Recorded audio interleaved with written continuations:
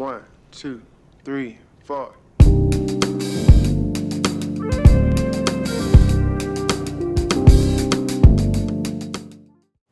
All right, and welcome back to It's Not a Sport, Season 3, Episode 28. We are almost done with this season, but as always, quick reminder, make sure to leave a like, follow, and subscribe. And if you want to listen to all of our past shows, they're up on SoundCloud, Spotify, and iTunes, and all of them are archived on our YouTube channel. All the links are in the description below, as well as our social media, so make sure to check that out. So this week, we had two big things that I want to talk about. One being Worlds Finals, which just concluded, which we'll talk about later towards the end of the episode in the esports section. And the first big one, which I'm really surprised I haven't talked about before, but it is how important sound design is. So that's going to be our major talk for this episode. So let's just get right into it like always. So sound design is a really big part of any medium that you enjoy. It's a big part of film. It's a big part of even music, you could say, depending on what type of song you're doing. It's really big and really big part of game design. And we've been talking about being immersed in the game for the last two episodes, and that's really been the theme with mechanics of a good horror game and VR gaming. And sound design is really what brings it all together. A good example of this, I'll always go back to Resident Evil 2 remake because of how well its sound design was. On top of it having a really scary gameplay mechanic, being a really good remake, the sound design of Mr. X coming, you hear his footsteps above you, to the left, to the side, surround sound really helps with that in gaming, is really what brought that game to life and being immersed in it. The sound of the zombies, the sound of the gunshots, the echoes, all of that. And these are things that tend to go really unnoticed when you play a game. I implore you that the next game you play, close your eyes, turn off the music, so the music being the background music, and really just listen to the sound of the game. The birds chirping or the swords clashing or the armor clanking. A good example of this that comes to mind is when Sony showed off the Demon's Souls trailer. And for me, what I noticed is when he was moving throughout the world, the armor clanking sounded really realistic. It sounded real, and that's one of the big parts of sound design to make a really good game.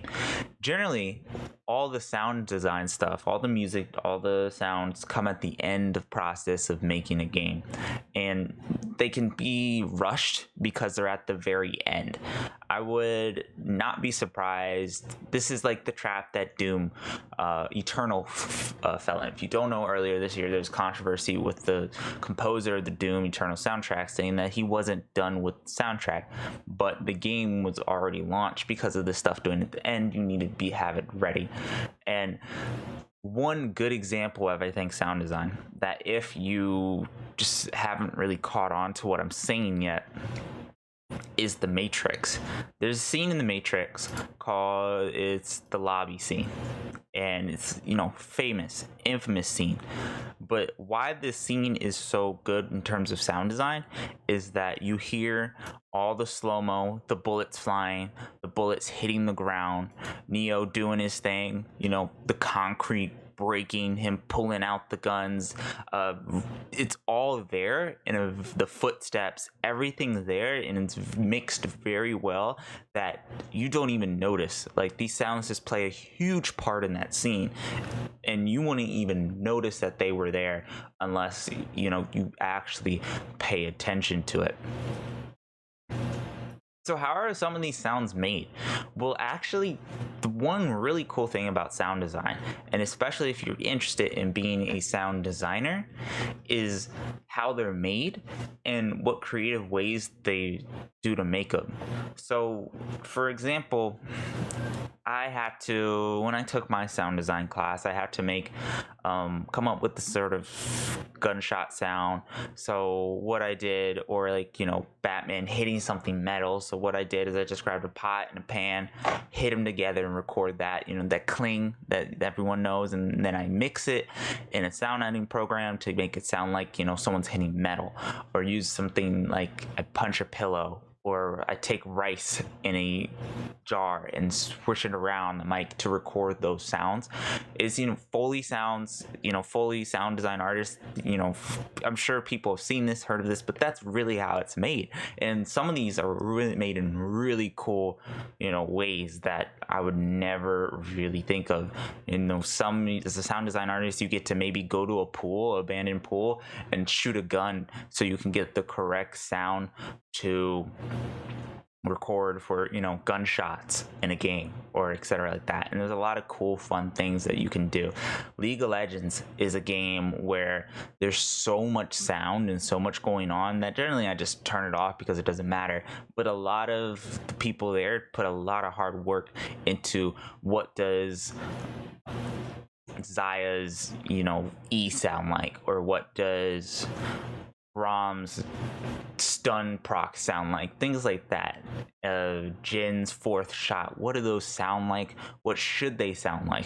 And they put a lot of effort into making and developing those sound effects by going to these exotic places and recording them. It's not that easy. I would say it's actually a very difficult job to make a sound effect, line it up for a certain thing. It takes a lot of work, especially when you're being rushed, because you're doing this at the end of a game generally than the beginning. So you don't have as much time as a developer would have in making a game or anything like that. It can definitely be a challenge, but it plays such a huge part in being immersed in video games that I really can't explain how much it plays until you really notice it, until you understand how these sound designs are made, which I hope this talk has given you an idea on how much effort goes into them, that you start to notice it. I recommend that after the show, go watch your favorite clip, watch your favorite movie from any game, and just really listen to how that sound is designed. One of, I think, the biggest examples, I've given multiple examples over this in course of games and in course of movies, but Star Wars. Think about it like this as we wrap it up.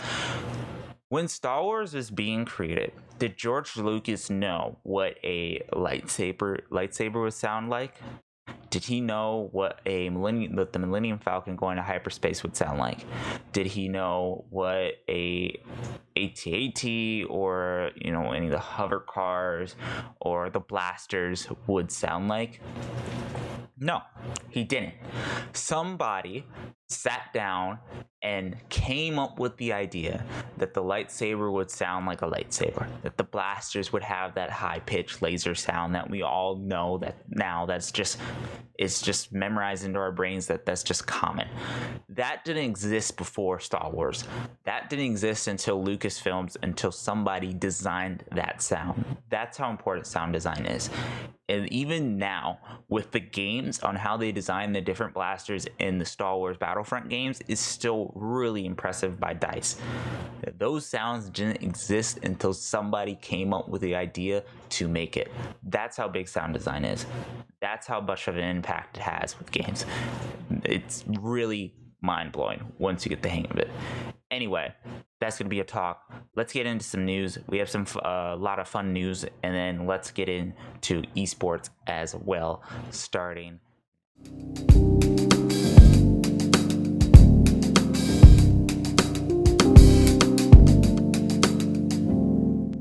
All right, and we are back. We got some good news for you, but as always, a quick reminder, like, subscribe, check out all of our links in the description. You'll find all our previous shows where you can listen to our shows, and our social media all down there in the description. So definitely check that one out. Now let's get into some of the news that happened this week.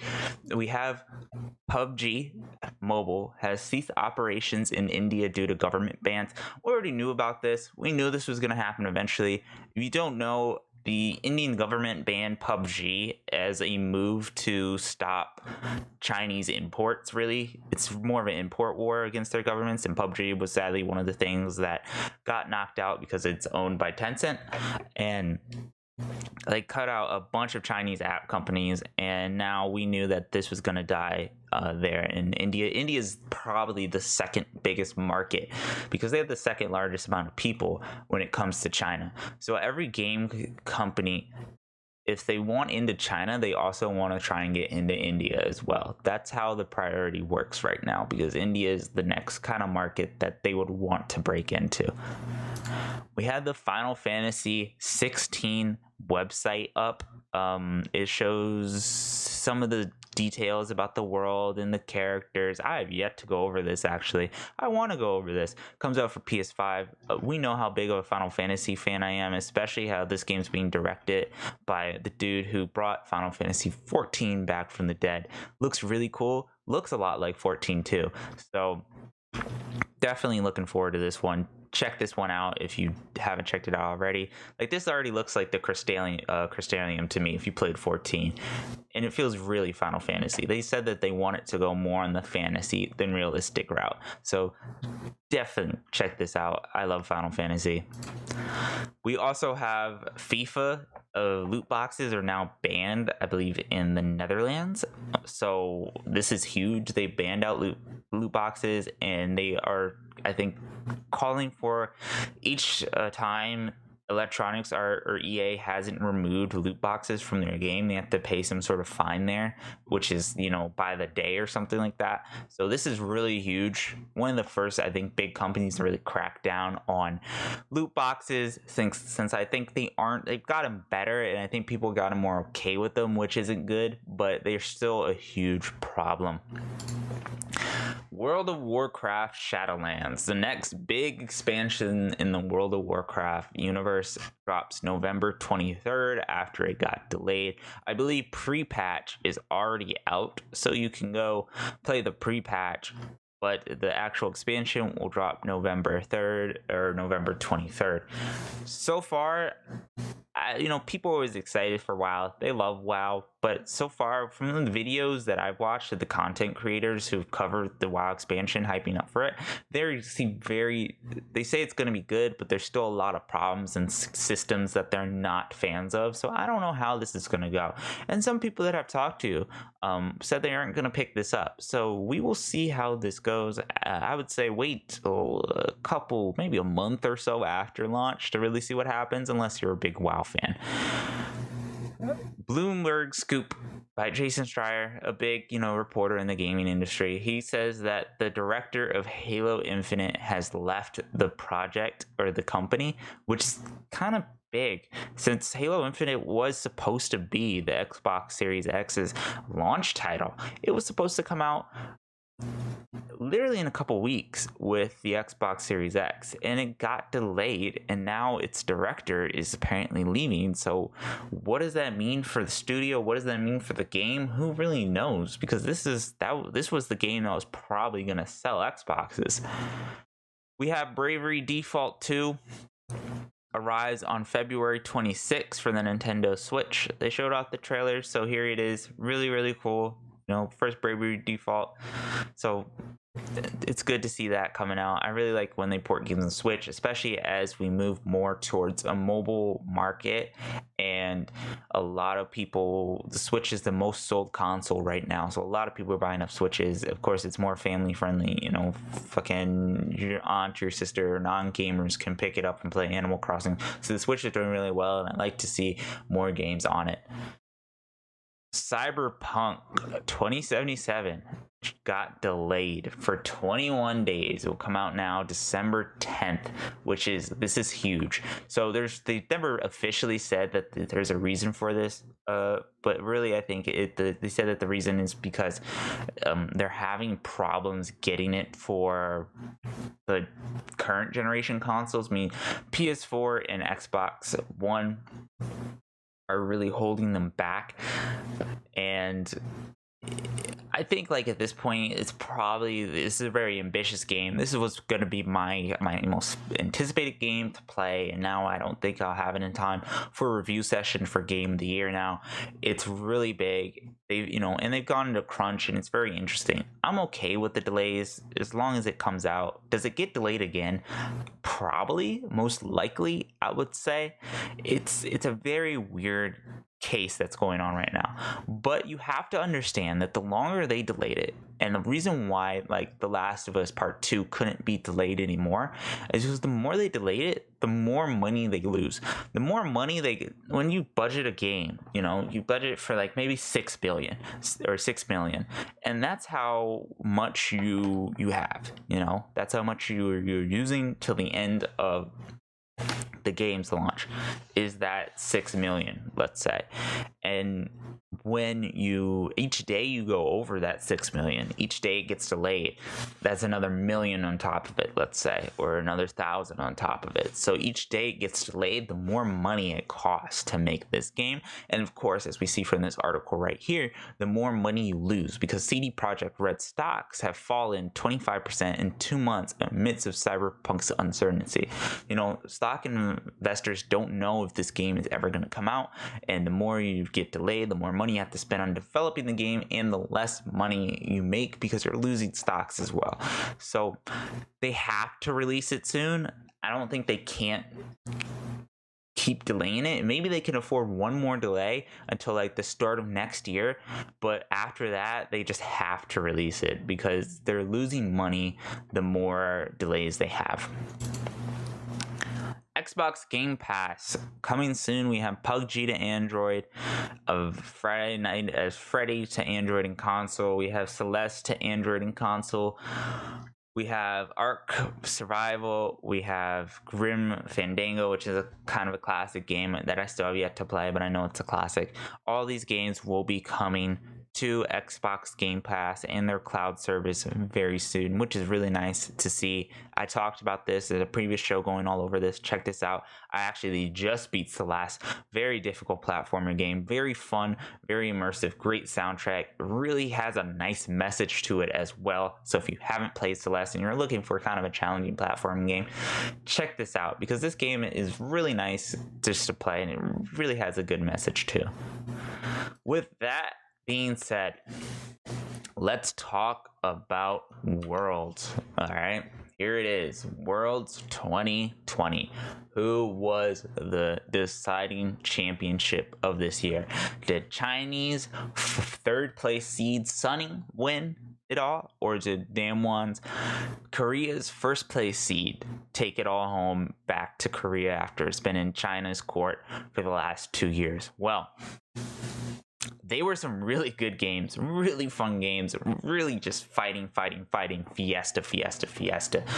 It was actually probably some of the best games of the tournament, I would say. A lot of this tournament was really stale. I don't think this Worlds was really good at all. I think it really got overshadowed too by the whole Seraphine controversy, but these were some really good games.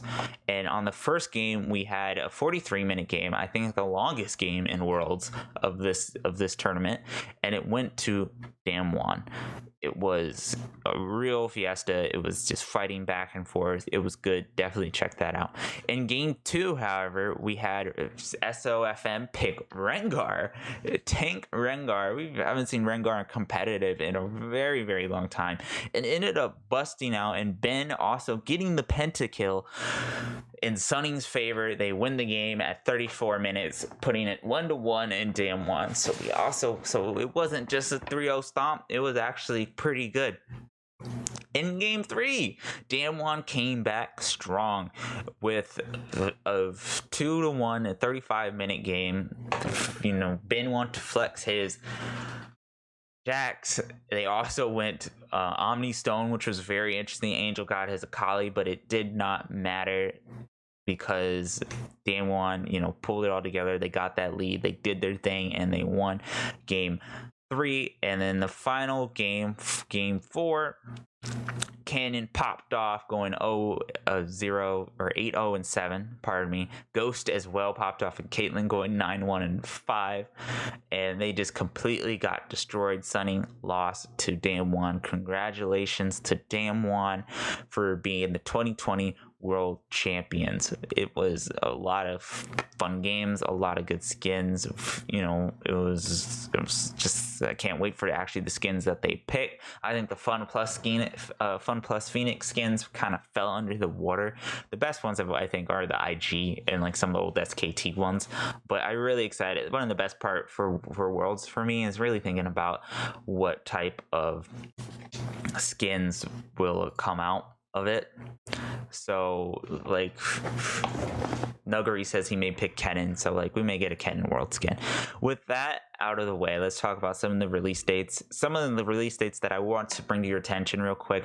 A lot of things like Genshin Impact updates, the world's season of concluding all happen on November 10th and 12th. Those are also kind of the days of when the PS5 and Xbox Series X release. So that's next week, and that will be between Tuesday and like Thursday of next week is a huge kind of time period for gaming because of all those releases, all those patches, everything's kind of coming out on those days. So be aware for that.